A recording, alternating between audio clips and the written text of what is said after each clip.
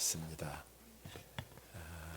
사실은 3년 전에 교회 개척할 때 설교 부탁을 받았는데 그때 다른 일정 때문에 못 와가고 항상 빚진 마음이었는데 오늘 그 빚이 딱 체증이 내려가는 느낌이고요. 여러분들 지난 3년 동안 코로나로 묶여있는 상황 가운데서 교회 이렇게 견실하게 섬기고 세워가는 모습을 볼 때 얼마나 감사한지 모르겠습니다. 오늘 찬양팀이 너무 좋아서 열린 강성교회 대단하다 했더니 또 이 지원까지 아주 먼 데서 지원까지 오시고 정말 감사하고요. 또 정말 오늘 인상적이었던 것은 우리 그분이 지금 안 보이기는 하는데 아까 제일 앞자리에서 우리 다음 세대 눈을 지그시 감고 손을 두 손을 모으고 찬양을 얼마나 열심히 하는지 우리 열린 강성교회는 미래까지 다 이렇게 준비가 되었구나 하는 생각을 가졌습니다. 저도 학기 중이기도 하고 이번 주간에 개교 기념 행사를 하고 있어서 저도 참 바쁘게 뛰다가 오늘도 왔고 내일도 마찬가지인데 여러분 한 사흘이니까 우리 말씀에 좀 집중하면서 하나님께서 말씀을 통해서 찬양을 통해서 어떻게 우리를 어루만지시는지 우리 그 은혜를 함께 저도 마찬가지고 함께 누릴 수 있으면 좋겠습니다. 말씀을 준비하다가 우연히 박성우 시인의 용서를 받다라고 하는 시를 읽었습니다. 이런 내용의 시입니다. 짝이 돈을 잃어버렸다. 몇 번이고 같이 찾아보았지만 잃어버린 돈은 나오지 않았다. 날 의심하는 거야? 너 아니면 가져갈 사람이 없잖아. 짝이 엉뚱하게도 나를 의심했다. 안전하고 부정할수록 자존심만 구겨졌다. 하늘이 백조각 나도 나는 결백하다. 기어이 교무실까지 불려가고 말았다. 담임 선생님도 나를 의심하는 눈치였다. 끝까지 아니라고 했지만 이번 한 번만 그냥 넘어가 준다며 너그럽게 다그쳤다. 몸이 부들부들 떨려왔고 이를 악물고 참아도 이를 앙다물고 참아도 눈물이 났다. 내 짝은 우리 반 1등에다가 모든 선생님께 예쁨을 받는 애니까 어이없게도 나는 아무 잘못도 없이 용서를 받았다. 고등학교 교실에서나 있음직한 이런 이야기를 시에다 담아서 도대체 시인은 무슨 이야기를 하고 싶었던 것일까요? 짝이 돈을 잃어버렸답니다.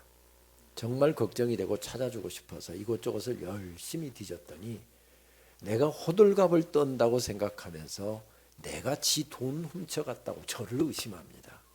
나는 절대 짝의 돈에 손대지 않았습니다. 정말 찾아주고 싶어서 걱정이 되어서 이것저것 찾은 것밖에 없습니다. 그런데 그렇게 누명 뒤집어 쓰고 결국은 교무실에까지 끌려갔답니다. 저기 내가 좋아하는 영어 선생님도 앉아 있습니다. 그래서 그 과목은 거의 95점 밑으로 내려가 본 적이 없습니다. 저기 내가 좋아하는 국어 선생님도 앉아 있습니다. 정말 내가 좋아하는 선생님들 앞에서 짝의 돈이나 손댄 아이로 불량한 아이로 누명 뒤집어 쓰고 지금 담임 선생님께 야단을 맞고 있습니다. 그것도 억울해서 죽을 지경인데 용서까지 받았답니다. 여러분 용서를 받는 것이 얼마나 행복한 일입니까? 용서가 아무리 행복한 일이라 할지라도 내가 무엇을 잘못했을 때 용서를 받아야 내가 행복하고 기쁜 것이지 잘못도 안 했는데 누명 뒤집어 쓰고 그런 용서 100번 받아봐야 뭐가 행복하겠습니까? 시인은 이런 이야기를 시에다 담으면서 우리들에게 이렇게 말을 걸어오는 것 같습니다. 이런 인생길 걸어가면서 당신은 지금 누구와 함께 가고 계십니까? 누구의 도움을 받으면서 달려가고 계십니까? 이걸 묻는 것 같습니다. 인생길 걸어가다 보면 내가 잘못해서 어려움 당하기도 하고 내가 판단을 잘못하고 내가 선택을 잘못해서 손해를 보기도 하지만 내가 판단 잘못하지 않았습니다. 내가 선택 잘못하지 않았습니다. 나는 아무런 잘못도 한 것도 없는데 억울하게 누명도 뒤집어 쓰고 손해를 보기도 하고 가진 재산 다 날리기도 하고 평생 모은 재산을 날리기도 하고 거기다가 죽임까지 당하는 일도 비일비재하게 일어나는 것이 우리의 인생길이랍니다. 그 인생길을 당신은 지금 누구와 함께 가고 있느냐 묻고 있는 것 같습니다. 그렇습니다. 그래서 인생길에는 늘 웃고 행복해하고 기뻐하고 감사하고 이렇게만은 살 수 없는 것 같습니다. 살다 보면 얼굴에만 주름살이 생기는 것이 아니라 인생은 살면 살수록 마음에도 주름살이 생기고요, 우리의 심령에도 주름살이 생겨나는 것 같습니다. 사도 바울이라고 하는 인물만 해도 그랬습니다. 젊은 날에 예수님 만나고 평생 예수님 섬기는 기쁨으로 살았습니다. 정말 온 몸과 온 마음과 정성을 다해서 그렇게 주님 섬겼습니다. 주님의 몸된 교회 세우고 그렇게 주님의 교회의 부흥과 성장을 위해서 몸부림치고 달렸습니다. 하나님 기뻐하시는 것이라고 한다면 정말 생명을 걸듯이 그렇게 달리고 달렸습니다. 그래서 결과가 어땠습니까? 다 사람들이 나 좋아했습니까?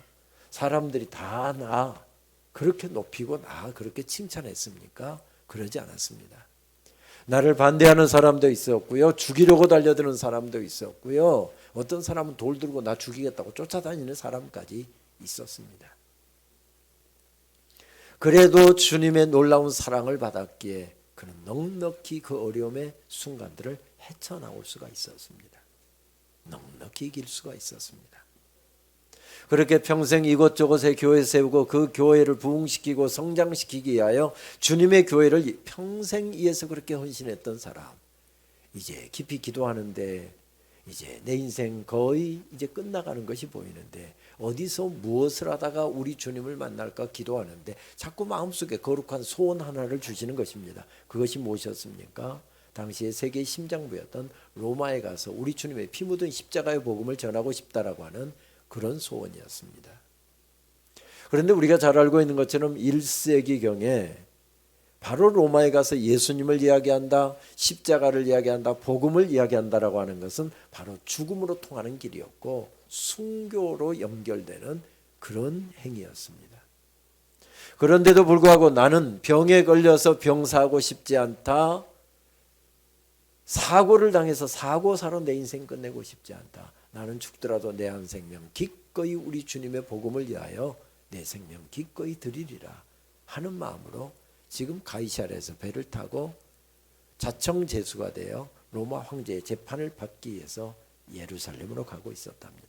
그런데 오늘 말씀에 의하면 그렇게 가는 길에 엄청난 풍랑이 일어났답니다. 예사 풍랑이 아니었던 것, 성경은 간단하게 그렇게 표현하죠. 열 나흘 동안 먹지도 못하고 자지도 못했다. 왜 먹지 못했을까요? 왜 자지 못했을까요? 배가 곧 파손될 것 같으니까 한가롭게 앉아서 음식 먹고 한가롭게 앉아서 잠을 발뻗고 잘 수가 없었답니다.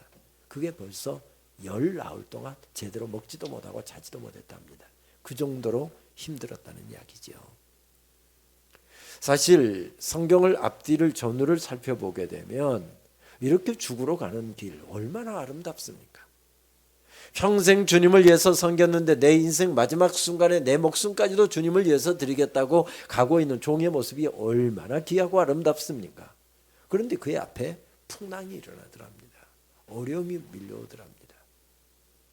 사실은 그냥 어떻게 하다가 끌려간 것도 아니고 어떻게 그냥 하다 보니까 그렇게 된 것이 아니었고 이미 계획하고 기도로 준비하고 그렇게 죽으러 가고 있는 길이었습니다. 다 죽으러 가는 길 알고 가고 있었답니다. 그래서 앞에 말씀을 보게 되면 예루살렘을 경유하여 가이사랴에서 배를 타고 가는데 지금 에베소 교회가 믿음이 좀 식어지고 있답니다. 모이는 것을 등한히 하고 있답니다. 그래서 에베소에 들려서 이렇게 하루 저녁 부흥회라도 하고 믿음으로 잘 섬기시라고 그렇게 권면하고 가고 싶은데 에베소까지 들어갈 시간적인 여유가 없습니다. 그래서 중간에서 어떻게 하죠? 기별을 보내서 밀레도에서 함께 만나자고 이야기를 합니다. 밀레도에서 에베소 교회 장로들을 만나서 함께 예배하는데 에베소 교회 장로님들이 깊이 기도하시던 분들이었던 모양입니다. 예배하다가 기도하다가 깨닫습니다. 이것이 선생님 마지막 보는 것이다. 우리 목사님 마지막 보는 것이다. 그래서 뭐라고 이야기하죠? 이대로 가시면 죽습니다. 에베소로 가십시다. 그랬을 때 사도행전 20장 말씀을 보게 되면 이렇게 사도 바울이 대답하고 있습니다. 우리가 잘 아는 말씀이죠. 우리 한 목소리로 같이 화면 보면서 봉독하실까요? 같이 봉독합니다. 오직 성령이 각 성에서 내게 증언하여 결박과 환난이 나를 기다린다 하시나 내가 달려갈 길과 주 예수께 받은 사명 곧 하나님의 은혜의 복음을 증언하는 일을 마치려 하면은 나의 생명조차 조금도 귀한 것으로 여기지 아니하노라. 무슨 말씀이죠? 죽으러 가는 줄 다 알고 가고 있었답니다. 그런데 예수님의 복음을 위해서 기꺼이 내 한 생명 내놓겠다. 그 다음 장의 말씀을 보면요, 가이사랴에서 빌립 집사의 집에서 잠깐 머물렀던 것 같습니다. 항구죠. 지중해 쪽에 있는 항구. 몇 년 전에 가이사랴에 가서 바로 2000년 전에 폭우가 있었던 거, 지금은 간척이 돼서 한 10m 정도 육지가 되어 있는데 2000년 전에 있었던 섬돌이 놓여 있더라고요. 그런데 옛날에는 여기까지 바다였고 바로 이 섬돌을 짚고 바로 배로 올라탔다는 것입니다. 그러면 모르기는 몰라도 사도 바울도 그 섬돌을 짚고 죽으러 가는 마지막 항해를 시작했을 것입니다. 그런데 빌립 집사의 집에서 머물고 있는데 아가보라고 하는 사람이 예언하는 은사가 있어서 함께 예배하다가 예언의 은사를 가진 사람이라 그 사람이 이렇게 예언을 하더랍니다. 이 사람 예루살렘에 가면 죽습니다. 그랬을 때 사도 바울이 뭐라고 대답합니까? 사도행전 21장 13절 말씀에서는 이렇게 말씀합니다. 역시 같이 한 목소리로 봉독하실까요? 여러분이 어찌하여 울어 내 마음을 상하게 하느냐? 나는 주 예수의 이름을 위하여 결박당할 뿐만 아니라 예루살렘에서 죽을 것도 각오하였노라. 무슨 이야기죠? 죽으러 가는 줄 알고 가고 있었답니다. 죽으러 가는 줄 알고 가고 있었답니다. 얼마나 힘들었을까요?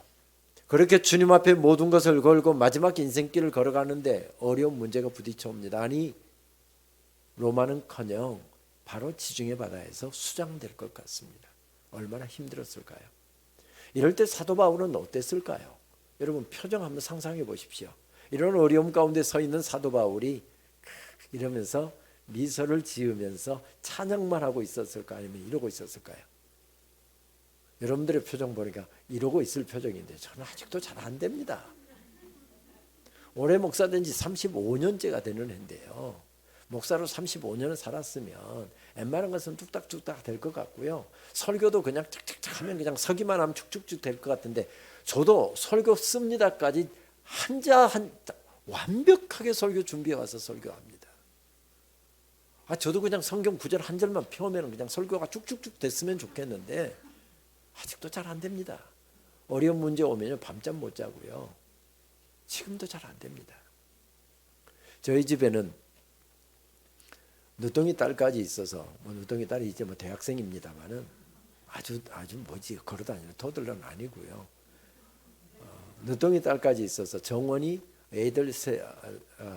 아들 둘에 딸 하나, 그 다음에 와이프는 한 사람밖에 없으니까 정원이 5명입니다. 그 중에 목사는 딱 1명밖에 없습니다. 어렸을 적에 애들하고 가정 예배를 드리다 보면 큰애하고 둘째하고 12살 차이가 되다 보니 큰애하고 둘째는 다섯이 앉아서 예배를 드립니다. 예배 절대 가정 예배 길게 안 합니다. 한 10분 정도 간단하게 합니다. 그리고 애들에게 항상 10분이면 끝난다, 예측이 가능해야 애들이 어렸을 때부터 예배에 집중할 거니까 우리 가정 예배는 딱 10분만 드린다. 그러니까 애들이 예배 장사고 잘 드립니다. 그리고 예배 바로 드리도록 계속 제가 권면을 하니까 아이들이 다소곳하게 예배를 드립니다. 그런데 첫 번에 예배를 시작할 때는 제 무릎에 앉아서 경건하고 거룩하게 우리 딸아이는 예배를 그렇게 드리다가 딱 3분 지나면 몸이 비비 꼬기 시작하고 제가 붙잡지만은 제 손을 뿌리치고 벗어나기 시작합니다. 그리고 5분 지나면 온 방 휘젓고 다니면서 딴짓합니다. 그렇다고 막내가 그때 5살 정도인데 그때 애를 그냥 둘 수가 없어서 그래도 어리지만은 예배 교육을 시켜야 되겠다. 그래서 제가 유도심으로 아주 부드럽게 우리 집에서 제일 믿음 없는 사람 그러면 딱 손 들고서 저요 한 다음에 세라 지 동생 이름을 불러야 했는데 손을 들고서 뭐라고 이야기하는 거면 우리 집에서 제일 믿음 없는 사람 그러면 아빠 이럽니다. 이 나쁜 놈들 말이에요. 목사는 1명밖에 없는데 목사한테 제일 믿음이 없다고 이야기합니다. 그런데 그게 사실입니다. 제 아내는 유복한 장로님 가정에서 도시에서 자라서 정말 아버지가 다 해주는, 그래서 아버지한테 영한 사전값 받고 코리안 앤 잉글리시 딕셔너리 값을 따로 받고 뭐 그랬다고 자랑하는데 대부분 아버지가 모든 일을 다 해줬기 때문에 유복하게 대학까지 마쳤고요. 저는 좀 가난한 집에서 태어났습니다. 또 저희 부친이나 저희 모친이 저에게 모든 것을 맡겨줬고 제가 결정하고 제가 선택한 것은 존중해 주셨습니다. 그리고 대학 3학년 때부터는 아예 입주 가야하고 아르바이트하고 제 돈으로 제가 돈 벌어서 대학을 마쳤고 대학원 공부를 했습니다. 그러니까 당연히 돈이 잘 벌리면 되지만 제때 등록 못 해봤고요. 밥도 많이 굶었습니다. 그런 어려운 문제가 부딪혀오면 벌써 지금 3차 등록이 마감하고 이제 올해 지금 이번 주까지 등록 안 하면 되는데 돈이 없습니다. 그러니까 혼자 밤새우고 막 고민을 하고요. 기도하고요. 금식하고요. 이렇습니다. 이렇게 하다 보니까 무슨 문제가 부딪혀오면 저는 밤잠을 잘 못 잡니다. 제 아내는 초저녁에 오늘도 지금 김강배 목사님이나 사모님 한번 가야 될 텐데 하면서도 저녁에는 그냥 막 힘들어 갖고 9시 반 되면 벌써 잠자리에 듭니다. 10시에 들어가면 벌써 코 골고 있습니다. 그리고 새벽 3시에 일어나서 기도합니다. 저는 밤에 올빼미 형이어 갖고요. 늦게 자고 늦게 있어야 뭔가 조용할 때 글도 잘 써지고 설교도 준비도 잘 되고 하니까 저는 늦게 잠자리에 듭니다. 그런데 밤 1시간 넘어서 잠자리에 들었는데 지금 큰 걱정거리가 있어서 잠이 안 옵니다. 아내 잠을 안 깨우려고 제대로 조심을 하는데 잠이 안 오니까 이리 뒤척 저리 뒤척하다 보면 아내가 잠을 깨닫고 묻습니다. 여보 아직 안 자? 몇 시인데? 오늘 2시 반. 내일 새벽에 일찍 나가야 되잖아. 빨리 자. 거기까지는 제정신으로 이야기하고요. 그 다음부터는 비몽사몽간에 하나님이 하고 코고입니다. 모르긴 모르는데 하나님이 다 알아서 해주실 거야. 그 말을 하다가 그 뒷부분을 못하고 코고입니다. 그럼 그 다음날 아침 식탁에 앉아서 여보 어쩌냐 기억나? 기억 안 나는데 2시 반에 일어나서 아직 안 자냐고 하면서 하나님이 다 알아서 해주실 거야. 그 말을 하려고 했던 것 같은데 하나님이 하고 코골대. 세상에서 제일 편한 사람 여기 딱 한 사람이 있다 그러면 제 안에 절대 안 집니다. 저한테 바로 화답을 합니다. 당신이 믿음이 없어서 그래. 지난번에도 이보다 훨씬 더 큰 걱정거리였지만 우리가 기도하니까 하나님이 다 해결해 주셨잖아. 당신이 믿음이 없어서 잠을 못 자는 거야. 아침 밥 먹으면서 우리 애들이 그거 다 듣는 겁니다. 그러니까 우리 집에서 제일 믿음 없는 사람은 누구? 아빠. 요즘에는 그래도 목사를 좀 격려하느라고 그런 거 제가 아이를 분리해서 묻지도 않지만 그렇게 아빠가 믿음 없다고 타박하지는 않습니다. 그런데 여러분 성경은 이런 지경이 돼도 눈도 깜빡여서는 안 된다. 조금 더 걱정해서는 안 된다. 조금 더 방황해서는 안 된다. 이런 말씀을 하고 있는 게 아닙니다. 만약에 성경이 영웅담만 우리들에게 들려주고 있다고 한다면 베드로가 그렇게 형편없이 무너졌던 이야기, 초대교회의 중요한 지도자였던 사도 바울이 어려운 일 당할 때마다 힘들어하고 원망하고 때로는 사람들 향해서 막 악담 비슷한 이야기도 하잖아요. 그런 이야기 싹 빠졌어야 했을 것입니다. 그런데 그런 문제들이 성경에 그대로 기록되어 있는 거 보면 성경은 베드로가 영웅이었다. 바울이 영웅이었다. 당신들도 바울처럼 믿어야 된다. 이런 이야기를 해주고 있는 것이 아닙니다. 바울의 어려움 많은 인생길 가운데서 하나님께서 어떻게 역사하셨는지, 베드로가 약하고 베드로가 부족한 사람이었지만 하나님께서 그를 붙잡아 세우셔서 어떻게 사용하셨는지 하나님의 역사에 대해서 기록하고 있는 것이지 누구를 영웅 삼고 있지 않습니다. 그 정도 신앙생활 했으면, 그 정도 말씀 전했으면, 그 정도 예배 드렸으면 눈 감고도 잘 할 것 같은데 아직도 잘 안 되는 모습을 보면서 여기저기 사도 바울의 그런 모습들이 많이 나타나는데 뭐라고 이야기합니까? 로마서 7장 말씀을 보게 되면 오라 나는 공고한 사람이로다. 누가 이 사망의 늪에서 나를 구해주리요. 무슨 이야기입니까? 잘 안 됐다는 이야기입니다. 여러분 우리 솔직히 이야기합시다. 예수 믿으면 어려움 없나요? 어려움이 있습니다. 예수 믿으면 암병 안 걸리나요? 걸립니다. 예수님 믿으면 자녀들 좋은 대학 쑥쑥 들어가고 좋은 직장 쑥쑥 들어가고 모든 일이 다 잘 되나요? 솔직히 말씀드리면 반드시 그렇지만은 않습니다. 예수님 믿어도 어려움 오고요. 예수님 안 믿어도 어려움 옵니다. 예수님 믿어도 암병 걸릴 수 있고요. 예수님 안 믿어도 암병 걸릴 수 있고, 예수님 믿어도 사업 어려울 수 있고, 예수님 믿어도 장사 안 될 수 있고, 예수님 안 믿어도 장사 안 되고 사업 안 될 수 있습니다. 그럼 예수님 믿는 것하고 안 믿는 것하고 무슨 차이가 있는 것입니까? 아무런 차이가 없는 것입니까? 아닙니다. 예수님 믿는 사람에게도 고난도 있고 어려움도 있고 힘든 일도 있지만, 적어도 예수님 믿는 사람은 고난과 어려움과 풍랑이는 바다 위에서 다시 주님 앞으로 나가고, 다시 말씀 앞으로 나가고, 다시 예배의 자리로 나가고, 기도의 자리로 나가서 기도의 꽃대를 세우고, 믿음의 꽃대를 세우고, 말씀의 꽃대를 세우고, 그것이 다릅니다. 그래서 유난히 굴곡 많은 인생을 살았던 도종환 시인은 그의 시 가운데서 이렇게 노래하지 않습니까? 흔들리지 않고 피는 꽃이 어디 있으랴. 이 세상 그 어떤 아름다운 꽃들도 다 흔들리면서 피었나니, 흔들리면서 줄기를 곧게 세웠나니, 흔들리지 않고 가는 사랑이 어디 있으랴. 젖지 않고 피는 꽃이 어디 있으랴. 이 세상 그 어떤 빛나는 꽃들도 다 젖으며 피었나니, 바람과 비에 젖으며 피었나니, 바람과 비에 젖으며 꽃잎 따뜻하게 피었나니, 젖지 않고 가는 삶이 어디 있으랴. 빛나는 사람들도 다 비바람에 젖기도 하고 죽을 듯이 꺾일 듯이 그렇게 험한 비바람에 흔들리기도 한답니다.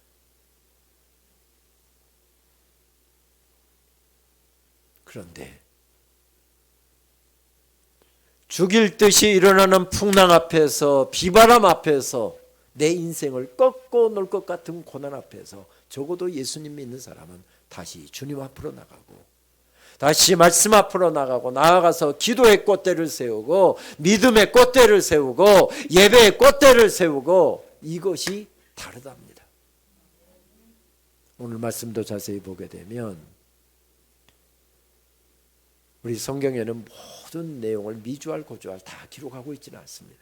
그래서 우리 목사님들 신학교에서 성서 해석학이라고 하는 과목을 배울 때 가장 기본적인 것이 배경을 통해서 본문을 이해해야 된다. 그래서 텍스트를 이해하려고 하면 컨텍스트가 중요하다.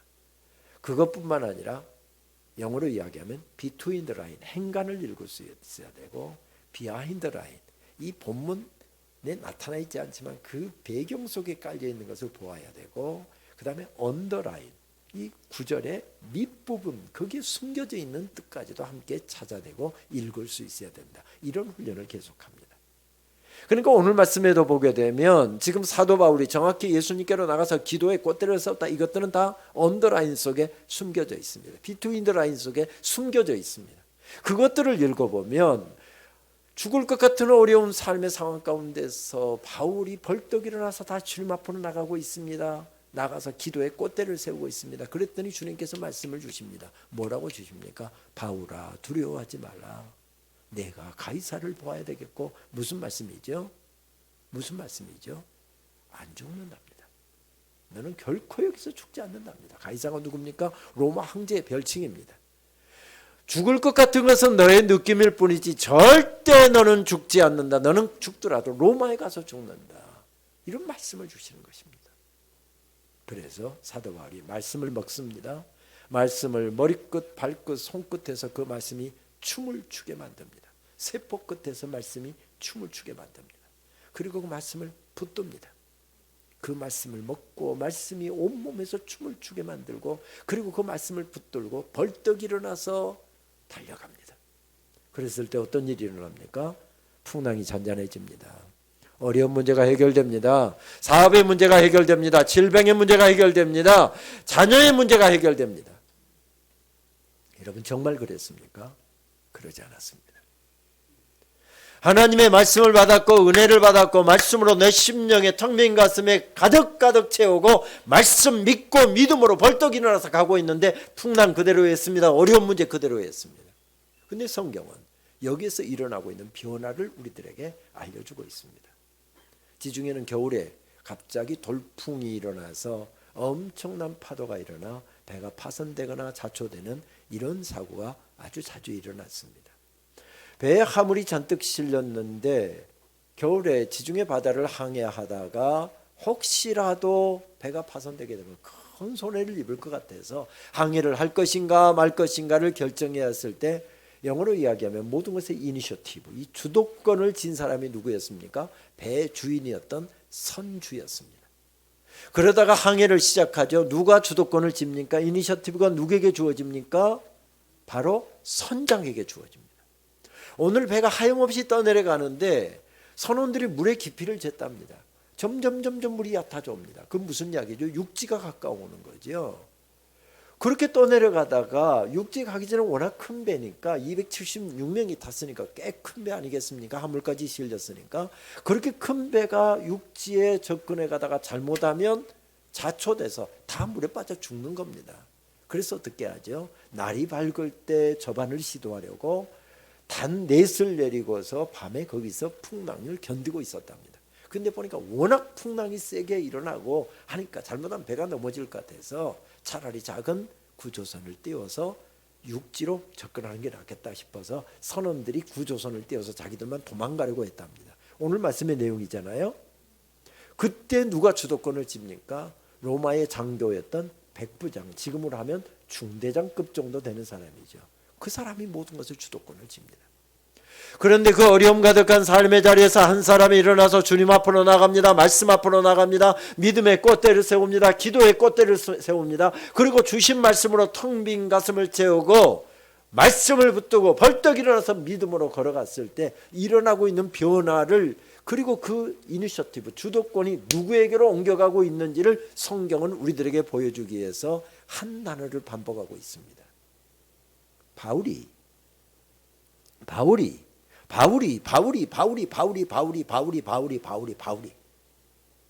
이 단어가 반복됩니다.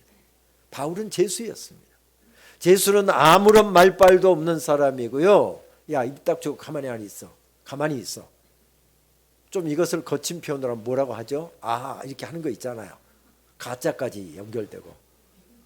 닥치고 있어. 이렇게 할 수밖에 없는 그런 아무런 의미 없는 제수였습니다. 그런데 제수에게로 모든 것의 주도권이 옮겨가더랍니다.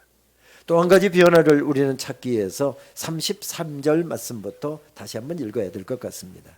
날이 새감에 바울이 여러 사람에게 음식 먹기를 권하여 이르되 너희가 기다리며 먹지 못하고 줄인 지가 오늘까지 열나흘인즉 음식 먹기를 권하노니 이것이 너희의 구원을 위하는 것이요 너희 중 머리카락 하나도 잃을 자가 없으리라 하고, 떡을 가져다가 모든 사람 앞에서 하나님께 축사하고 떼어 먹기를 시작하며 그들도 다 안심하고 받아 먹으니 배에 있는 우리 수는 전부 몇 명이었더라? 276명이었더라. 여러분, 여기서 일어나고 있는 변화를 지금 보고 계십니까? 그 배에 탄 사람이 276명이었는데 사도 바울까지 포함해서 모두가 죽겠다고 아우성치다가 한 사람이 일어나서 주님 앞으로 나갔답니다. 그리고 믿음의 꽃대를 세웠답니다. 기도의 꽃대를 세웠답니다. 주신 말씀으로 텅 빈 가슴을 채웠답니다. 그리고 그 사람이 말씀에 충만해져서 벌떡 일어나서 나갔더니 그 한 사람 때문에 그 배에 죽겠다고 아우성치는 275명이 함께 살아나더랍니다. 함께 살아나더랍니다. 누구를 통해서였습니까? 그 캄캄한 인생길에서 하늘을 바라보는 사람, 말씀에 물든 사람, 말씀에 온 가슴이 채워진 그 한 사람을 통해서 275명이 살아나더랍니다. 275명 가운데는 우리 자녀도 있고 우리 남편도 있고 우리 아내도 있고 친구들도 있고 가족도 있고 부모님도 있고 275명이라는 하는 숫자 속에는 이런 사람들이 다 포함되어 있는 거죠. 한 사람이 살아났을 때 살아나는 역사가 계속된다라고 하는 하나님의 약속의 말씀입니다. 누구를 통해서요? 하늘을 바라보는 사람을 통해서.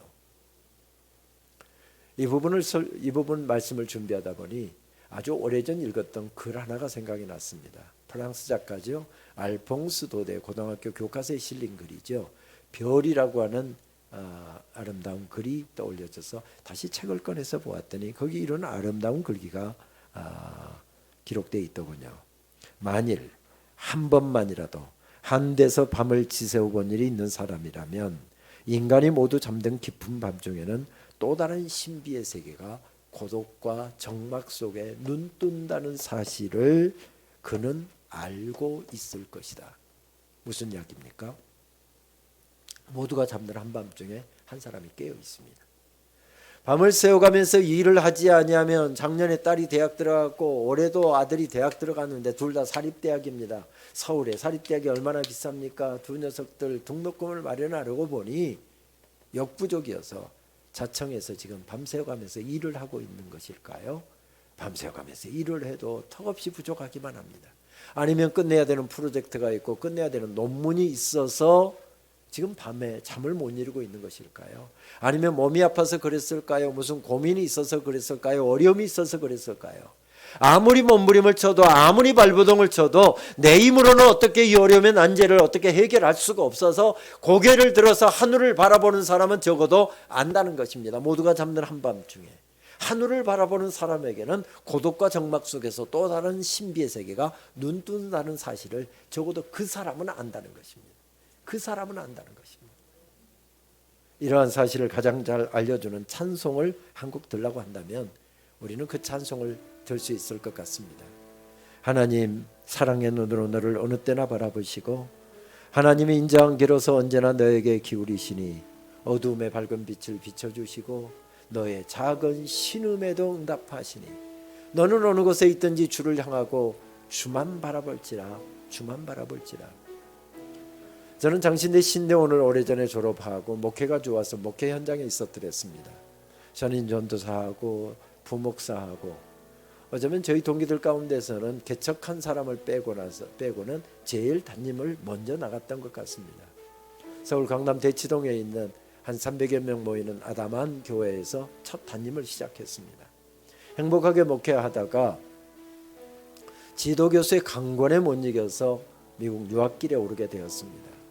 그런데 부목사 할 때도 마찬가지였고 담임 목회할 때도 나중에 대치동에서 개포 사동으로 교회를 건축해 가느라고 수중에 돈 10만 원을 모아놓고 살 수가 없었습니다. 돈 10만 원이 있으면 그 건축원금으로 드려야 되는 상황이었기 때문이었죠. 그러다가 유학을 가려고 보니 돈이 없었습니다. 그래서 새벽마다 얼마나 하나님 앞에 많이 울었는지 모릅니다. 입학허가는 받았는데 출발할 날짜는 잡았는데 비행기 살 돈도 없고요. 비행기표 살 돈도 없고요. 가서 무슨 돈으로 공부할 어떤 가능성이 전혀 보이지 않아서 새벽마다 얼마나 울었는지 모릅니다. 그런데 응답을 주시는데 장로님들을 통해서 응답을 주시더군요.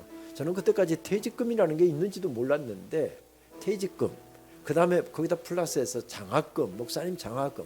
그러니까 세 가족, 그때 큰아이 하나밖에 없었는데 세 가족 가서 딱 6개월 버티면 좋을 돈을 도와주셨습니다. 그것 들고 무작정 유학 출발했습니다. 등록금은 밤새워가면서 공부해서 장학금 받아서 해결했고요. 생활비는 주말에 부부가 일해서 충당을 했습니다. 항상 빠듯했습니다. 미국 신학교는 새벽 기도에도 없는데요. 저는 미국 장로교 신학교에서 공부를 했었는데 새벽 기도에도 없는데 그저 부부가 새벽에 가서 그냥 강대상 앞에 무릎 꿇고 손 들었습니다. 그렇게 새벽에 가서 1시간여, 어느 때는 길게 할 때는 한 2시간 그렇게 기도하고 오면 알지도 못하는 미국 사람이 수표를 끊어서 돈을 보내오기도 하고요. 한국에 있는 친구 목사가, 선배 목사가, 야, 김 목사 공부하느라고 얼마나 고생이 많냐, 돈 걱정하지 말고 빨리 공부 마치고 학위 마치고 돌아오라고. 내가 그래서 월 100불씩 월 200불씩 앞으로 1년 도와줄게, 2년 도와줄게, 막 이런 편지가 세도하고요. 기도하고 돌아오면 돈을 주체할 수가 없었습니다. 여러분 그랬으면 얼마나 좋았겠습니까만은 그런 일은 한 번도 없었습니다. 한 번도 없었습니다. 대신 기도하고 돌아오면 하나님께서 항상 제 입술에 담아주셨던 찬양이 바로 이 찬양이었습니다. 주만 바라볼지라, 주만 바라볼지라. 우리 같이 한번 찬양하고 말씀 이어갈까요? 하나님 사랑의 눈으로 너를 어느 때나 바라보시고 하나님 인자한 길 비로소 언제나 너에게 기울이시니 어둠에 밝은 빛을 비춰주시고 어둠에 밝은 빛을 비춰주시고 너의 작은 신음에도 응답하시니 너는 어느 곳에 있든지 주를 향하고 주만 바라보지라. 하나님 사랑의 눈으로, 하나님 사랑의 눈으로 너를 어느 때나 바라보시고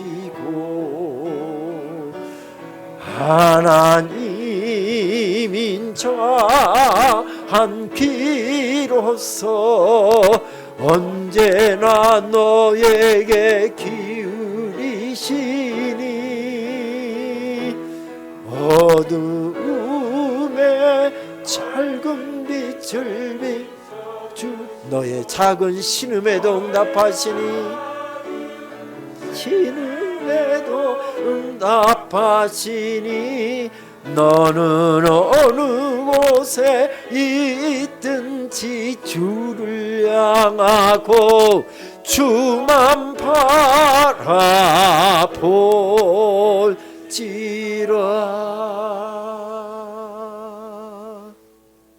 육지가 가까웠기 때문이 아니었습니다. 내가 원하는 대로 모든 일이 풀렸기 때문이 아니었습니다. 그의 당당함의 이유가 무엇이었습니까? 주님의 말씀이었습니다. 주님을 바라보았더니 주님이 말씀하시더랍니다. 그의 당당함의 이유가 무엇이었습니까? 하나님께서 나 잊어버리신 줄 알았습니다. 하나님께서 나 같은 사람에게 관심도 없는 줄 알았습니다. 내 인생이 이대로 끝나는 줄 알았습니다. 그런데 하나님께서 내 이름 기억하고 계셨습니다. 바울아, 두려워하지 말라. 내가 가이사를 보아야 되겠고, 하나님께서 내 이름 분명하게 기억하고 계셨습니다. 바울의 당당함의 이유가 무엇이었습니까? 하나님의 사랑이었습니다. 여러분 성경을 보실까요? 얼마나 당당한지요. 이제는 안심하라. 너희 중 생명에는 아무런 손상이 없겠고 오직 배뿐이라. 이 담대함이, 이 당당함이 어디서 나오는 것입니까? 말씀이었습니다.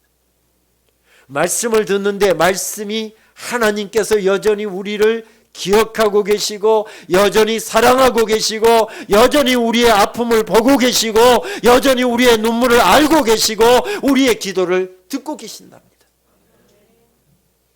그것이 그의 당당함의 이유였습니다. 서울 올림픽공원 건너편에 가면 오륜교회라고 하는 합동측 교회가 있죠. 큰 대형 교회인데 종종 목사님이 교단이 다른데도 불구하고 어디 출타하게 되면 저에게 설교 부탁을 자주 해옵니다. 사실은 다음 주도 몸이 조금 그래서 한 주를 쉬려고 한다고 목사님 오랜만에 모시는데 한 번 좀 와주셨으면 좋겠습니다. 그런 걸 제가 학교 일로 해서 지방에 일정이 잡혀서 목사님 죄송합니다. 다음에는 꼭 달려가겠습니다 하고 거절을 했는데 그분이 종종 뭐 집회를 가거나 뭐 강단에 못 서실 일이 있으면 저에게 종종 부탁을 해서 자주 갑니다. 그러니까 교인들도 저를 잘 알고요. 그런데 언젠가 그 교회 가면 1부부터 5부까지 설교를 해야 되는데 1부 때 우아하게 설교 잘했습니다. 2부 때 우아하게 설교 잘했습니다. 그리고 3부는 거의 뭐 교회가 가득 차니까 거의 한 5천 명 정도 꽉 찬 예배인데 그래서 이제 또 3부도 내가 우아하게 설교하리라 마음 작정하고 그 교회는 그냥 첫 번 예배 찬양 시작부터 끝까지 쭉 예배를 다 참석을 하는데 제일 앞자리에 앉아서 그 교회는 오늘 찬양팀 정말 힘있게 찬양해 주신 것처럼 웬만하면 이쪽으로 오셔요. 담임 목사님은 그 이야기 못 하시는데 저는 담대하게 또 어려우시면 제가 강 목사님한테 전화도 해드리고 정 목사님한테도 말씀해 드릴게요. 그런데 거기도 찬양팀이 얼마나 파워풀하게 찬양을 하는지 1부 때 다르고 2부 때 다르고 3부 때 다릅니다. 그래서 찬양이 참, 저도 찬양을 좋아하니까 찬양의 은혜를 몽땅 받으면서 예배를 드리고 있는데, 찬양을 하면서 여러분 손 들고요, 찬양하면서 눈치가 시간과 찬양하는데 눈에서 눈물 주르르 흘리면서 찬양해 보십시오. 얼마나 우아하고 아름다운지 모릅니다. 한번 좀 이따 한번 해보세요. 정말 그분은 우아합니다. 그런데 저도 그렇게 우아하게 찬양하고 싶었는데 우아함이 깨지고 말았습니다. 갑자기 막 찬양하다가 제 막 속에서 그 복받쳐 오르는 눈물 있잖아요. 막 이런 거 막 절제하려고 하면 할수록 이게 막 더 힘들어지는 겁니다. 막 이러면서 막 제일 앞자리에 앉았어요. 여기 앉아서 옆에 막 기도하시는 장로님 막 그분이 당황을 하시는 거예요. 막 내가 막 하도 막 복받쳐 올라서 막 우니까.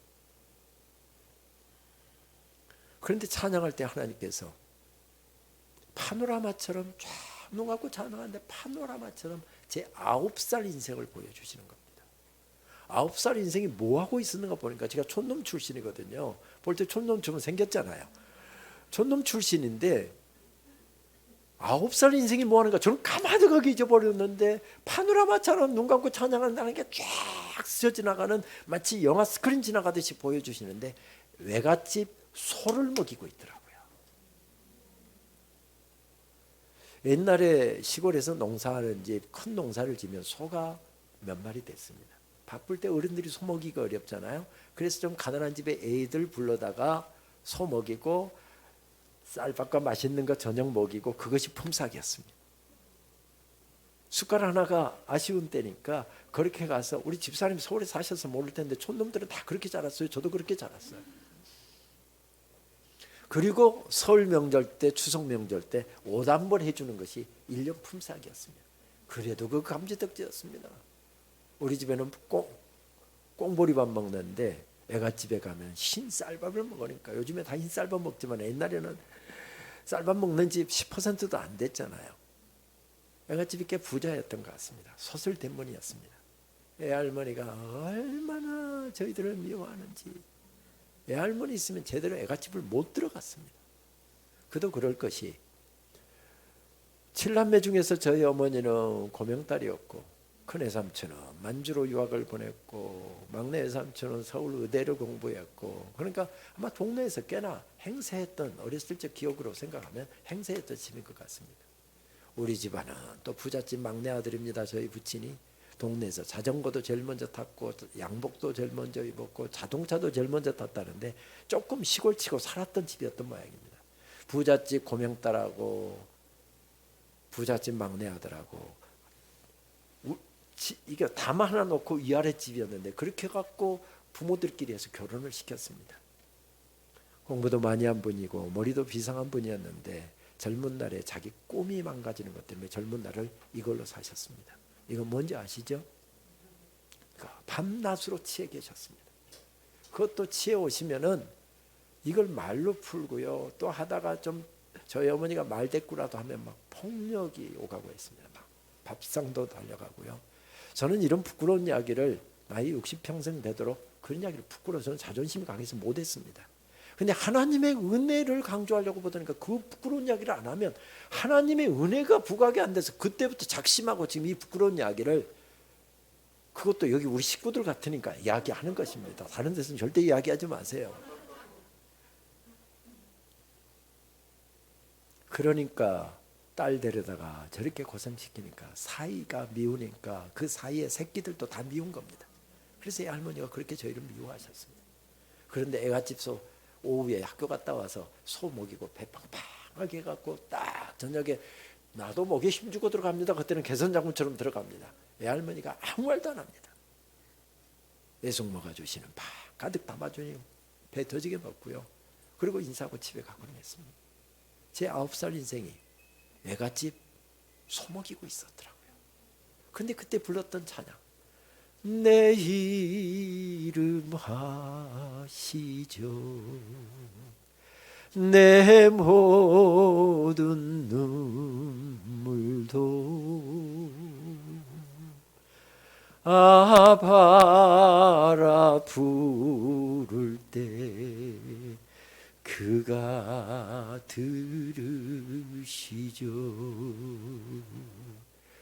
그는 내 아버지. 저희 부친은요, 술에 절여서 아들이 처갓집에 소를 먹이는지 공부를 하는지 밥은 먹었는지 관심도 없었는데 아버지가 저 안 잊어버리셨답니다. 내 이름 기억하셨답니다. 근데 안 울 수가 있나요? 하나님 감사합니다. 첫 번에는 저도 우아하게 울다가 막 그 사랑이 복받쳐 오르는데 막 통곡을 한 적이 있습니다. 사도 바울 혼자 가고 있는 줄 알았습니다. 하나님이 나 잊어버리신 줄 알았습니다. 근데 안 잊어버리셨답니다. 내 눈물 보고 계셨고, 내 기도 듣고 계셨고, 내 한숨 소리 듣고 계셨고, 내 통곡 소리 주님이 다 듣고 계셨답니다. 바울아, 내 이름 기억하고 계셨습니다. 두려워하지 말라. 내 인생 붙잡고 계셨습니다. 그래서 사도 바울이 벌떡 일어서고 있는 것이죠. 그렇습니다. 아무리 캄캄한 밤에 서 있다 할지라도 2년의 코로나 시간 지내면서 각기 환경이 다르지만 자영업 하시는 분들, 장사하시는 분들 속이 새까맣게 타들어가지 않았습니까? 얼마나 힘든 시간 보냈습니까? 코로나 이렇게 모이기만 해도 지금 감사하지만 삶 속에는 여전히 아픔 그대로 있는 분도 있고 어려움 그대로 있는 분도 있습니다. 저도 어려운 때 학교 사정을 맡아서 지금 2학기째 총장하고 있는데요.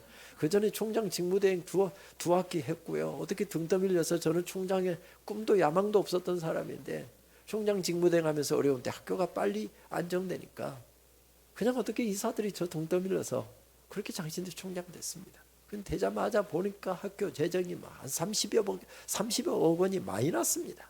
그것도 경상비에서. 기도하지 않고서는 엎드릴 수가 없어. 어제 저녁도 밤 11시에 들어왔는데 너무 새벽 4시에 일어나서 밤 11시까지 학교를 허덕이다 보니까 도저히 오늘은 새벽 기도 못 가겠다. 그런데 딱 새벽 5시 4시 50분 되니까 눈이 떠지는데 어떻게 합니까? 제 아내는 일찍 일어나서 당신 오늘 너무 어제 저녁 피곤해 보여서 새벽 기도 못 가겠다고 자기는 그냥 거실에서 오늘 혼자 해야 되겠다고 벌써 1시간째 기도하고 있더라고요. 그래서 제가 막 주섬주섬 옷 입으니까 따라 나서던데 엎드리지 않고서는 어떻게 헤쳐나갈 수가 없더라고요. 그의 당당함의 이유가 그가 정말로 어려움 가운데 있을 때 그의 당당함의 이유가 하나님의 사랑이었습니다. 하나님의 사랑이 그를 휘감으니까 그가 하나님의 사랑에 물드니까 풍랑이 문제가 되지 않고요. 죽을 것 같은 삶의 여건이 문제가 되지 않고요. 오늘 삶의 어려운 것이 전혀 아무런 문제가 되지 않더랍니다. 그렇습니다. 문제는 우리의 문제가 해결되는 것이 제일 좋겠지만 문제가 해결되어도 우리의 심령이 충만하지 않으면 우리는 결코 그 어려움의 시간들 또 밀려오는 파도 헤쳐나갈 수가 없습니다. 그런데 오늘 풍랑이 그대로 있고 또 풍랑이 몰려온다 할지라도 내가 강해지게 되면 문제가 되지 않습니다. 제일 좋은 것은 추운 날 하나님께서 오돌오돌 떨고 있는 사람 몸을 녹여주시려고 하면 갑자기 그냥 열풍 불어갖고 여름으로 딱 바꿔주시면 그게 제일 좋은 방법이겠죠. 그렇죠? 그런데 하나님 절대 그 방법 사용하지 않으시고요. 우리를 강하게 하십니다. 우리를 강하게 하십니다. 저 이렇게 비실비실하게 보여도요. 강원도 군복무하면서 영하 30도인데 소대장 근무하면서 소대원들에게 앉으려고 저 우통 벗고 그렇게 달렸던 사람이었습니다. 영하 30도에서요. 그때 감기도 안 걸렸습니다. 왜요? 그때 젊었고 강했기 때문에. 내가 강해지면 겨울추위 아무 문제가 되지 않습니다. 내가 비실비실 되게 되면 영하 30도가 아니라 영하 5도인데도 불구하고 감기 걸립니다. 그러나 영하 30도인데도 내가 강해지면 아무 문제 없이 이겨내게 됩니다. 문제는 이 어려움일 때 다른 방법은 없습니다. 다시 물드는 방법밖에 없습니다.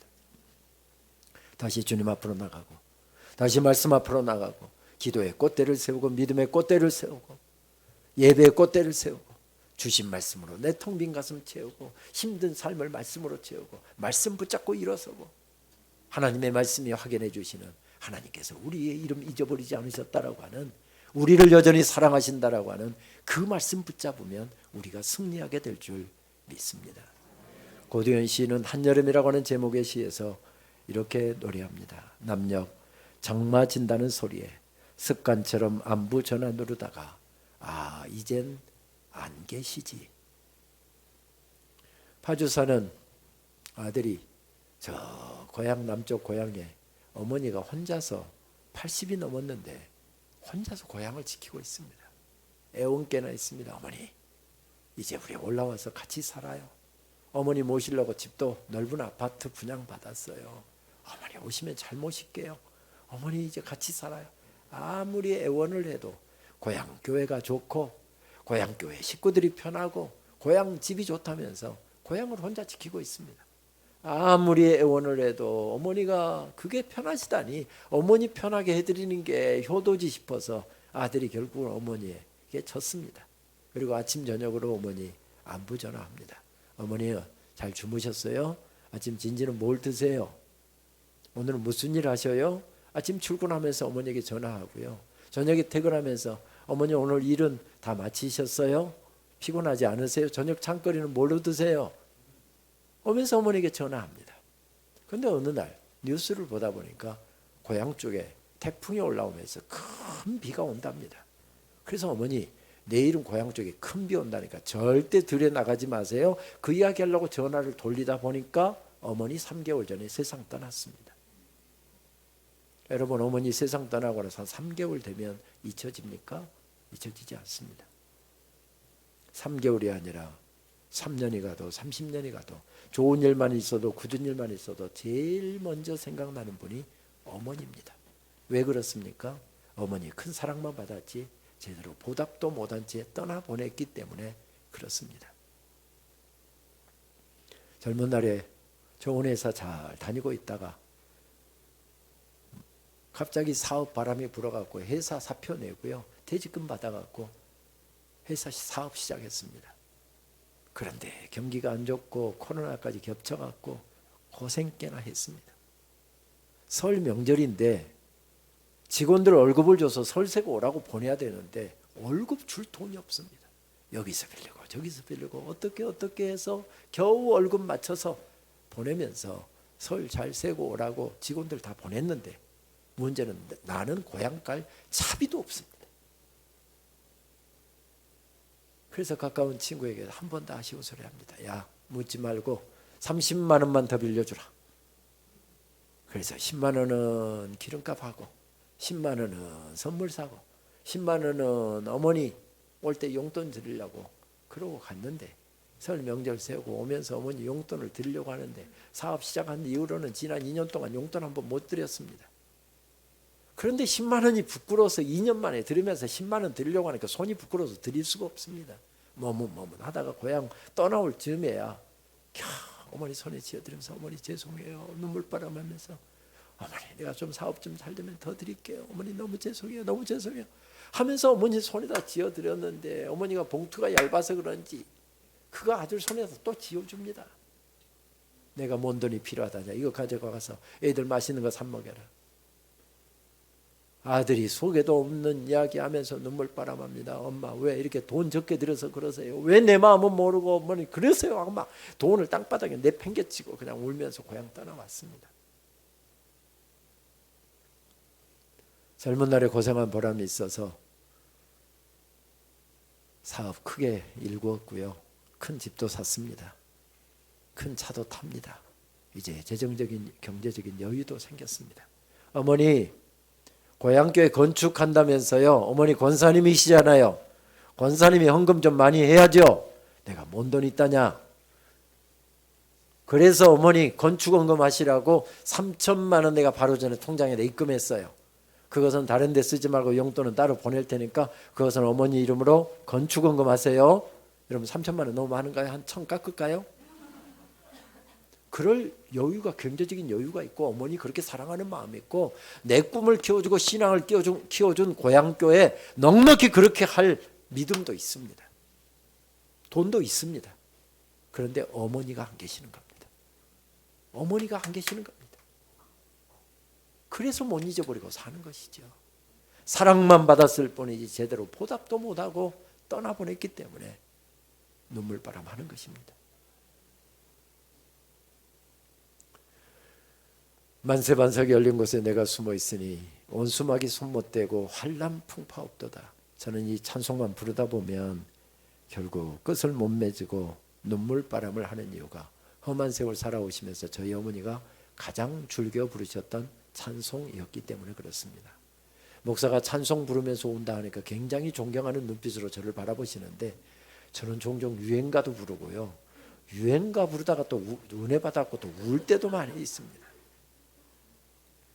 어머님의 손을 놓고 돌아설 때는 부엉새도 울었다오 나도 울었어. 은혜가 되는지 찬송가 띠적이는 분인데 그 찬송가 아닙니다. 남인수 선생이 불렀습니까? 고복수 선생이 불렀습니까? 비 내리는 고모령이라고 하는 노래이죠. 저는 제 컴퓨터에 여러 가수별로 여러 버전이 담겨 있습니다. 그래서 어버이날 다가오고 어머니 생신 다가오고 명절 다가오고 어머니 기일 다가오면 어머니 생각날 때마다 그 노래를 꺼내서 듣는데 이 노래 저 노래 비 내리는 고모령 들어보는데 제일 비가 확실하게 내리는 노래가 장사익 씨가 부른 노래더군요. 오늘 가셔서 유튜브에 한번 비 내리는 고모령 콤마 장사익 가면 바로 비 철철철 내리는 그 노래를 들을 수 있을 겁니다. 언젠가 노래를 들으면서 은혜를 몽땅 받고 있는데 바로 핍박이 시작됐습니다. 제 아내로부터 오는 핍박이었습니다. 여보 왜 그렇게 청승맞은 노래를 듣고 그래? 그래도 저는 환난과 핍박에도 아랑곳하지 않고 끝까지 듣습니다. 핍박이 더 가세되죠. 여보 제발 볼륨 좀 줄여 볼륨 안 줄입니다. 이어폰 꺼내갖고 끝까지 듣습니다. 언젠가는 주일날에 하필이면 어머니 길이어서 오전에 교회 갔다 오고 오후에 어머니 생각나서 그냥 사진첩 꺼내보고 옛날 어머니하고 추억들 생각하다가 참다가 결국 오후 4시에 그 비 내리는 고모령 꺼내서 듣다가 제 아내한테 맞아 죽는 줄 알았습니다.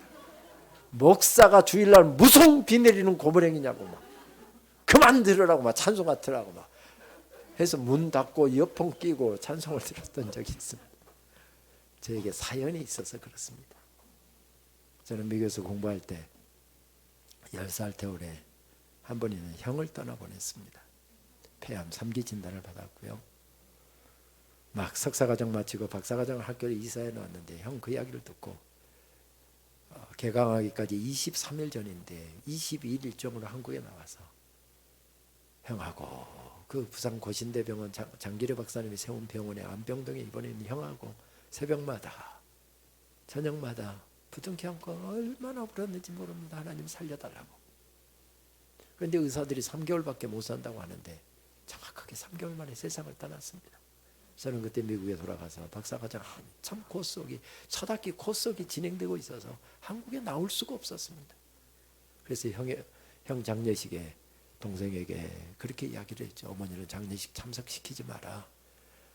45살 장남이 어머니 앞서서 땅에 묻히는 거 볼 때 어머니 가슴이 얼마나 미어지시겠냐. 그랬더니 어머니가 정말 아들 장례식 눈으로 못 봤기 때문에 머리로는 장남 죽은 것은 아는데 가슴으로 못 받아들이시는 겁니다. 주일날 멀쩡하게 성경책 딱 이렇게 끼고 교회 예배 드리러 가다가 갑자기 아들 생각나면 성경책 땅바닥에 내팽개치고요. 그리고 땅을 치면서 아들 부르면서 통곡을 하신다는 겁니다. 그래서 가까스로 지나가는 집사님이 권사님 왜 이러세요 하고 겨우 달려가고 오늘 주일 예배 드리고 왔답니다. 그 이야기를 너희들이 미국에까지 전화해서 전해주면 속이 또 얼마나 상합니까? 그때 국제전화도 비싸던 때인데 전화해갖고 어머니께 야단을 쳤습니다. 어머니 왜 그러세요? 권사님이 왜 그렇게 믿음이 약해지세요? 잠시 후에 우리 천국 가서 다 만날 텐데. 안다 다 안다 그래놓고 또 눈물바람 하시는 것입니다. 그래서 콧속 맞춰놓고 어머니 위로하려고 또 한국에 나왔습니다. 다른 데 가지 않고 어머니만 모시고 고향에 있었는데 목소리가 비슷해서 형하고 저하고 목소리가 비슷해서 제가 왔는데 형이 살아온 걸로 그렇게 어머니가 착각을 하시는 겁니다. 그렇게 행복해 하시고 잠깐이라도 제가 안 보이면 막 불안해서 어떻게 할 줄을 모르시는 겁니다. 문제는 한국 일정 마치고 미국으로 돌아가려고 하는데 어머니가 제 손을 딱 잡더니 손을 안 놔주시는 겁니다. 한마디만 반복합니다. 너를 언제 다시 볼 거냐? 너를 언제 다시 볼 거냐?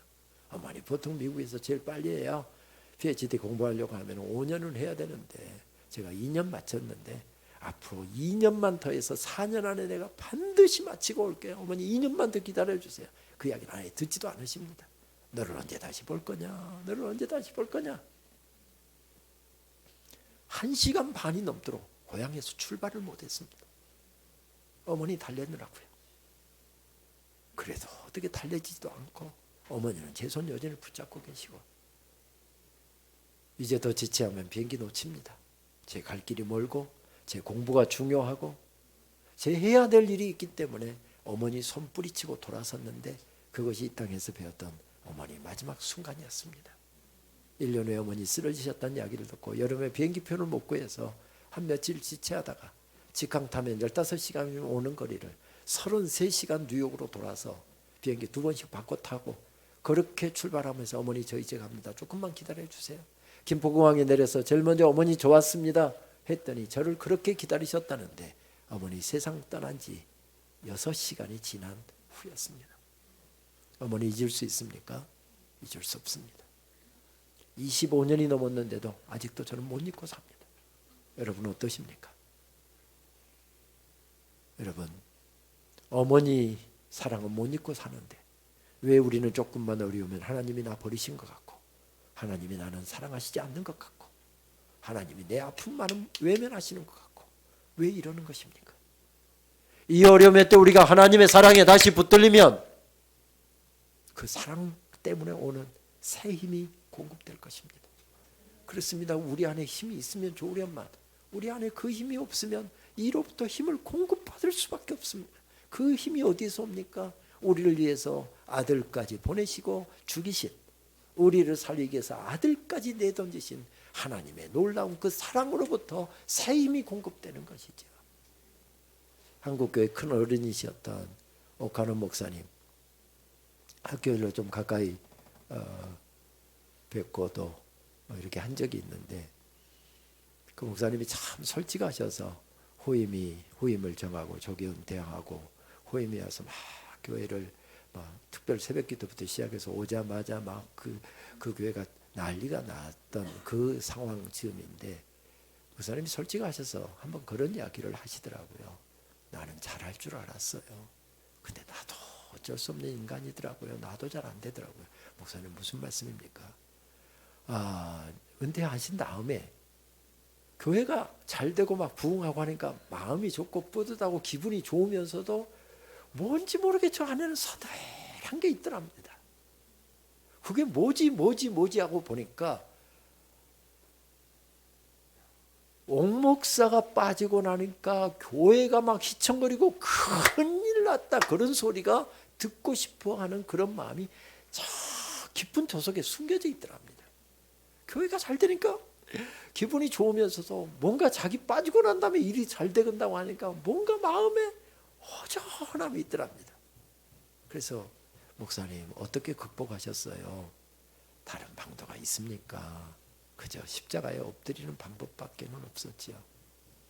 암으로 투병하시다가 너무 빠른 나이에 세상을 떠나셨잖아요. 그분 세상 떠난 다음에 제자 오카름이라고 하는 다큐가 만들어졌는데 아마 이때 선포했던 설교인 것 같습니다. 그래서 그 설교의 한 부분을 조금 우리가 잠깐 들을 텐데 누가 아주 참 멋지게 제가 만든 것은 아닙니다. 그 영상을 잠깐 좀 보도록 하겠습니다. 하루에도 몇 번이고 주저앉고 싶지 않겠어요? 자신감은 점점 없어지고 불안해지고 두려워지고 사는 것이 겁나고 무능한 자신, 남처럼 앞서지 못하는 자신이 원망스럽고 나중에는 그렇다고 해서 자기를 붙들어주는 손도 없고 기댈 만한 데도 없고 결국은 우울증에 빠지는 비참한 일들이 우리 주변에 많아고 있습니다. 이럴 때 우리에게 필요한 것이 있다면 뭡니까? 힘이요. 세상을 살 수 있게 하는 힘이요. 벌떡 일어나게 하는 힘이요. 자존심을 살려주는 힘이요. 절대로 기죽지 않게 하는 힘이요. 비틀거릴 때마다 붙들어주는 강한 손이요. 어떤 형편이든지 자족하면서 감사할 수 있게 만드는 힘이요. 힘이 필요해요. 힘이 필요해. 세상을 살기 위해 힘이 필요해요. 내 안에 없는 힘이 필요해요.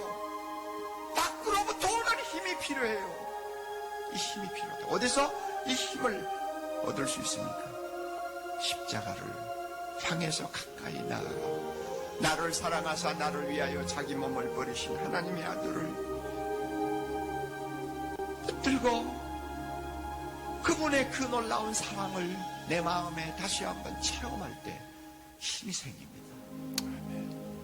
주님이 뭐라고 하시는지 알아요? 너는 네가 똑똑하지도 못하고 머리도 둔하고 경쟁에도 뒤처지고 쓸모없다고 그래서 살고 싶지 않다고 그러지. 그러나 야, 나는 네가 얼마나 좋은지, 나는 내가 얼마나 사랑스러운지, 내가 너를 위해서 이렇게 십자가에서 대신 죽으니까 너 그거 잊어버렸니? 내가 이만큼 너를 사랑하는 것 가지고 만족하지 못하겠니? 내가 너를 이만큼 사랑해 주는 것만으로도 행복하다는 말 못하겠니? 너 인생의 짐이 무겁다고 나는 너보다 더 무거운 짐 지고 세상을 살았어. 그러나 다 지나가는 거야. 나중에 내가 너에게 안겨줄 하늘의 영광은 세상의 고난과 비교가 안 돼. 여러분 십자가 앞에서 주님이 주시는 이런 음성을 듣는다면 힘이 안 생길까요? 힘이 안 생길까요? 내가 이렇게 소중한 존재구나. 하나님이 나를 이렇게 소중하게 보시는구나. 나는 절대 시시하게 인생 살 수는 없어. 가난하다고 해서 나는 하나님도 나를 아무것도 아닌 것처럼 취급하지 않으셨어. 나는 소중한 존재예요. 여러분 이런 자아의식을 다시 회복할 때 힘이 안 생기겠어요? 예? 내 당대는 고생할지 모르지만 내 자식 때 하나님이 축복해 주실 것이다. 오늘은 고생할지 모르지만 내일 아침에는 하나님께서는 나로 하여금 춤을 추게 만들어 주실 것이다. 우리 하나님 오늘도 살아계셔. 그분이 십자가에서 죽으셨어. 그거 생각하면 힘이 안 나겠어요? 여러분 하루 10분만 십자가의 죽음을 묵상하십시오. 아무리 바빠도 하루 10분만 나를 사랑하사 나를 위하여 자기 몸을 버리신 주님 앞으로 다가가세요. 하루 10분만 그분 십자가 밑에서 흘러내리는 피에 여러분의 손을 담고 그분을 부르러보십시오. 세상이 아무리 험해도 세상 살기가 아무리 힘들어도 다시 한번 일어날 수 있는 힘을 얻을 것입니다. 십자가에서 흘러내리는 하나님의 사랑의 힘이 우리를 벌떡벌떡 일으켜 세울 것입니다. 우리에게 자존심을 심어줄 것입니다. 그렇습니다. 힘이 필요합니다. 사도 바울은 그 힘을 어디서 얻었던가요? 그 인생의 캄캄한 밤, 죽을 것 같은 밤, 어디서 힘을 얻었던가요? 다시 주님 앞으로. 어디서 힘을 얻던가요? 다시 말씀 앞으로. 주신 말씀으로 텅 빈 가슴 채우고 말씀 붙잡고 벌떡 일어났을 때 그 말씀이 확인해 주는 하나님의 사랑에 물들었을 때 넉넉히 풍랑이는 바다를 헤쳐나갈 수 있었습니다. 다른 방도는 없습니다. 내가 더 강해지는 수밖에 없습니다. 300년 동안 계속되어 왔던 박해의 끝자락에 서 있을 때 교회는 이제 끝나는 것 같았습니다. 2세기 말의 교부였던 이레니우스는 그런데 이렇게 이야기합니다. 살아있고 충만한 한 사람은 하나님의 영광이다. 살아있고 충만한 목사, 하나님의 영광이랍니다. 살아있고 충만한 권사, 살아있고 충만한 집사, 하나님의 영광이랍니다.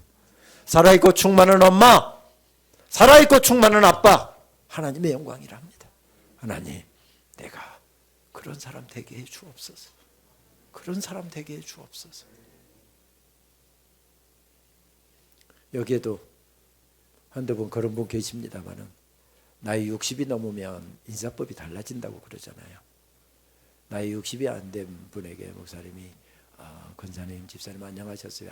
목사님 안녕하셨어요? 이렇게 답을 보통 하는데, 목사님이 60 넘은 장로님이나 권사님께 권사님 안녕하셨어요? 그러면 권사님이 목사님을 많이 쳐다보면서 부위별로 다 다른데 어떤 부위를 말씀하시는 것입니까? 여러분 서글프지만 이거 사실이잖아요. 나이 60 넘으면 혈압은 안녕하는데 당뇨가 안녕 못하고, 당뇨는 안녕하는데 관절이 안녕 못하고, 관절은 안녕하는데 허리가 안녕 못하고, 허리는 안녕하는데 혈압이 안녕 못하고. 우리 점점 안녕 못할 시간으로 달려가고 있습니다. 승리할 수 있는 방법이 뭘까요? 한 가지밖에 없습니다. 믿음의 지수를 높여야 됩니다. 믿음의 지수를 높이면 넉넉히 승리할 수 있을 것입니다.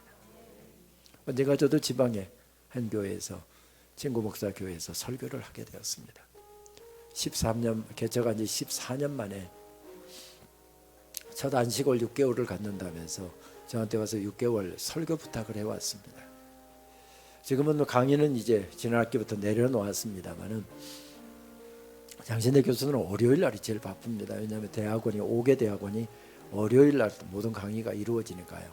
뭐 지방이라고 거리가 멀다고 뭐 목사가 설교해 달라는데 안 가고, 아직까지는 저도 그렇게 못 하는데 사실 제가 5월달 바쁜 줄을 아니까 제가 개척 예배 드릴 때 설교만 왔어도 다음에 갈게 했을 겁니다. 근데 개척 예배 때 설교를 못 해갖고 이 어려운데 코로나 끝자락에서 집회한다는 데서 달려왔는데, 하필이면 이때만 학교 일이 또 얼마나 있는지요. 오늘도 뭐 학술대회가 있어 총장이 빠지면 안 되는데 연구지원처장에게 니네들이 더 늦게 해서 이 계획이 먼저 세웠어 하고 겨우 하고 그냥 빠져나와서 역사 기록 사진에는 제가 오늘 빠지게 되었는데, 멀다고 해서 목사가 설교해 달라는데 안 갈 수 없잖아요. 그런데 갔다 오면 월요일이 너무 힘든 겁니다. 왜? 주말에 주로 서울 길이 많이 막히니까. 그래서 6개월은 너무 길고 다른 동기들도 있으니까 내가 한 달만 해줄 테니까 다른 달들은 다른 친구 교수들한테 이야기를 해라. 제일 먼저 전화 와서 그럼 먼저 선택하라고 하기에 꽃피고 새우는 5월 달에 가리라. 저는 탁월한 선택인 줄 알았습니다. 그런데 첫 주 갔다 오고 난 다음에 상충객들이 얼마나 많은지, 그 도시에는 차를 갖고 가야 되는 길이었는데 가는 길 새벽에 가도 3시간 걸렸고요. 올 때는 5시간 반, 좀 막히면 6시간이 걸리더라고요.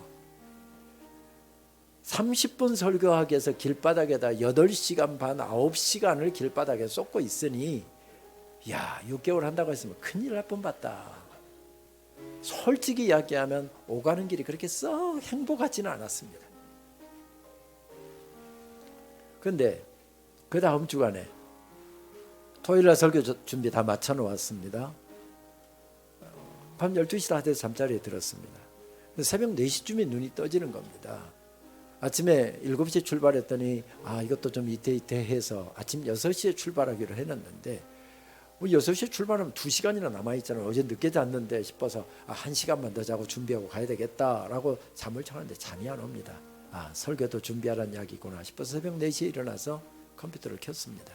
그리고 설교 다시 쭉 검토를 하고 있는데, 저는 설교 준비하거나 글을 쓸 때면 전자는 클래식 음악을 틀어놓거나 아니면 주로 찬송을 틀어놓고 하는데, 그날 지금 나오는 412장 바이올린으로 연주되고 있는 찬송을 틀어놓고 설교를 점검하고 있었습니다. 그러고서 이제 아침 6시가 되어서 옷을 바꿔 입고 옷을 이제 챙겨 입고 출발하려고 딱 양복을 챙겨 입으려고 보는데 다려진 아이셔츠가 없었습니다.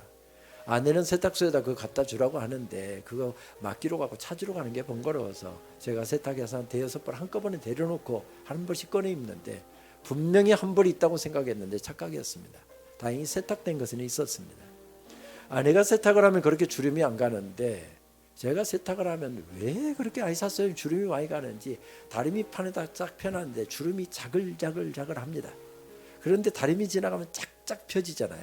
그래서 저 속으로 너는 뭔 걱정이 있어갖고 이렇게 주름이 자글자글하냐, 꼭 내 마음 같다 그러면서 다리미를 막 쫙쫙 펴고 있었습니다.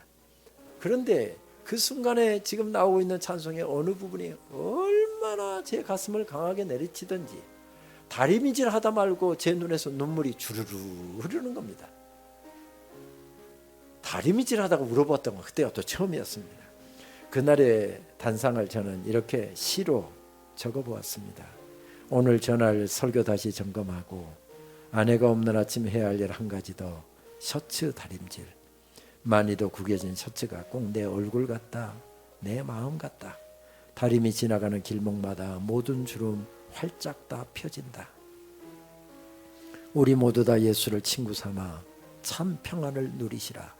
눈물로 찬송 따라 부르며 내 인생의 주름도 내 속의 모든 부끄러움도 이렇게 펴주옵소서. 눈물의 기도 올려드린다. 기러기 아빠의 일상은 늘 눈물이다.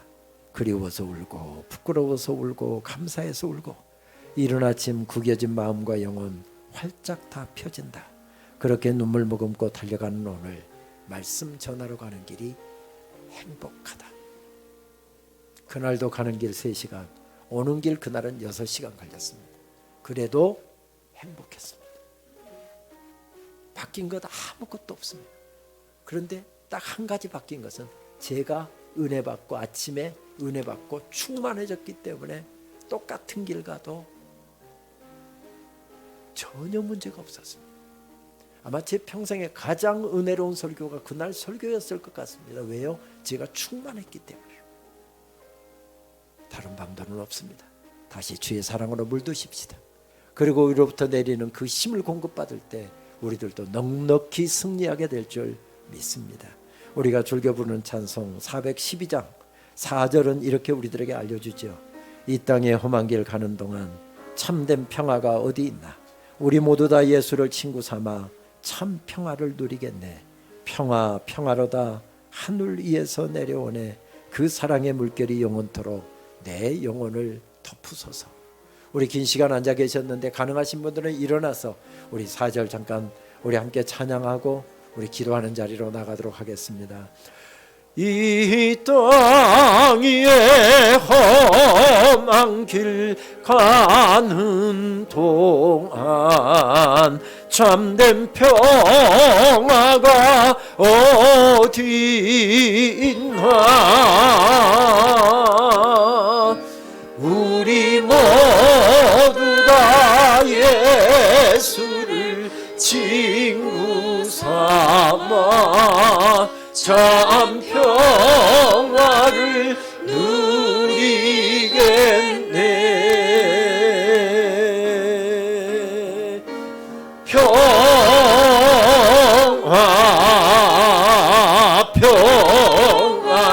평화로다 하늘 위에서 내려오네.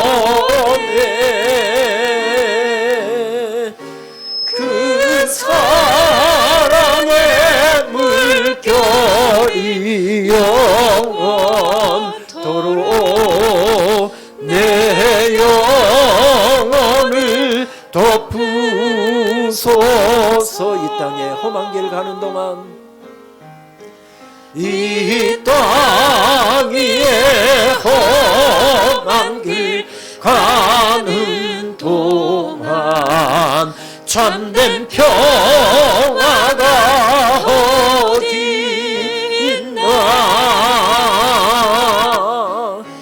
우리 모두 다 예수를 친구 삼아 참 평화를 누리겠네.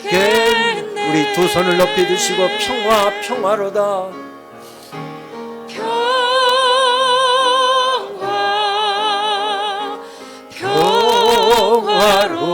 평화로다 하늘 위에서 내려오네.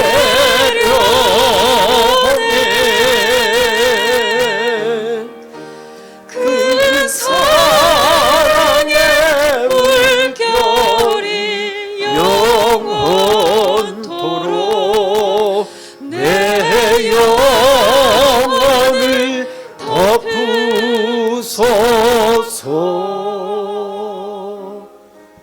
우리 두 손을 드신 채로 우리 다시 한번 주님 앞으로 나가십시다.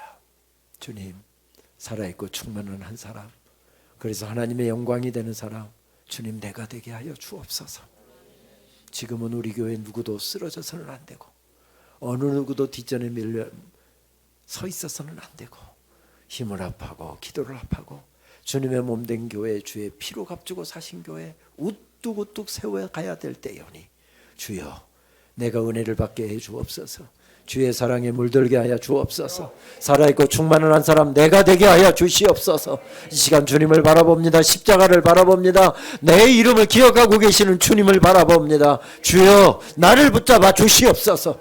사흘 동안 우리 성회가 계속될 터인데 하나님 찬양하다가 기도하다가 말씀 듣다가 벌떡벌떡 내가 일어나게 하여 주옵소서. 이 시간 우리 통성으로 합심해서 한번 기도하도록 하겠습니다. 아버지 하나님 감사합니다. 귀한 성회를 시작하게 해주셔서 감사합니다.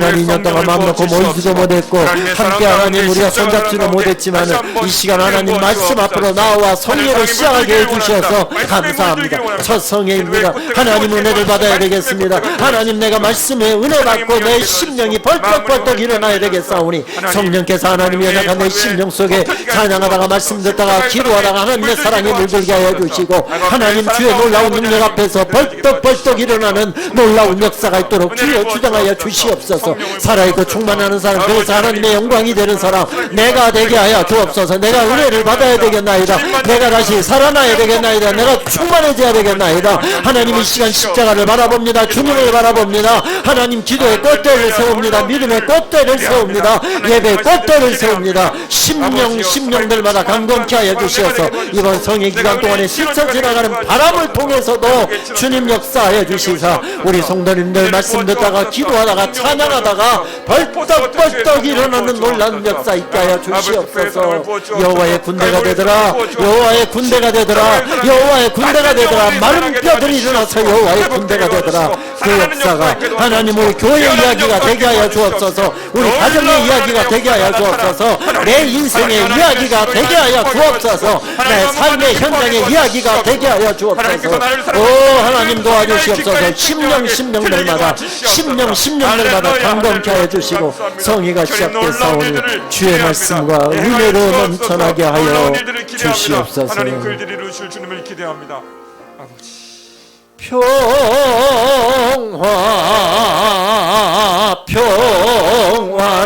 평화로다. 하늘 위에서 내려오네.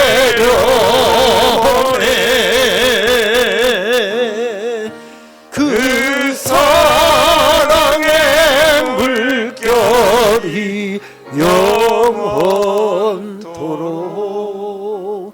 내 영혼을 덮으소서.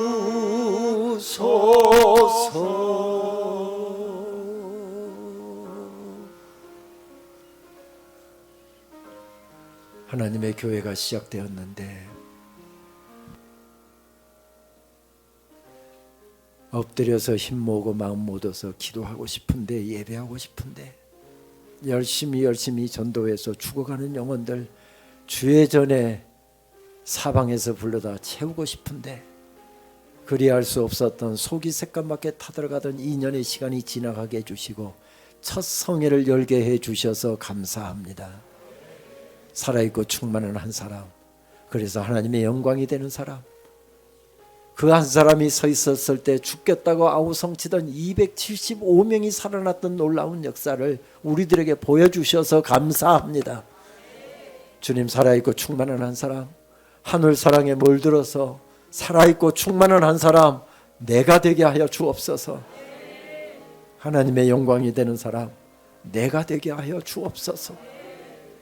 그렇게 마음에 소원하고 이를 악물고 남은 시간도 다시 말씀 앞으로, 다시 복음 앞으로, 다시 주님 앞으로 나아가 믿음의 꽃대를 세우고 기도의 꽃대를 세우고 은혜 받고 주의 영광이 되는 사람 되기로 마음에 작정하고 나아가는 하나님의 사랑스러운 주의 사람들 머리머리에 우리 주님 예수 그리스도의 은혜와 하나님 아버지의 크신 사랑하심과 성령님의 교통하심이 이제로부터 영원토록 함께 계시기를 축원하옵나이다.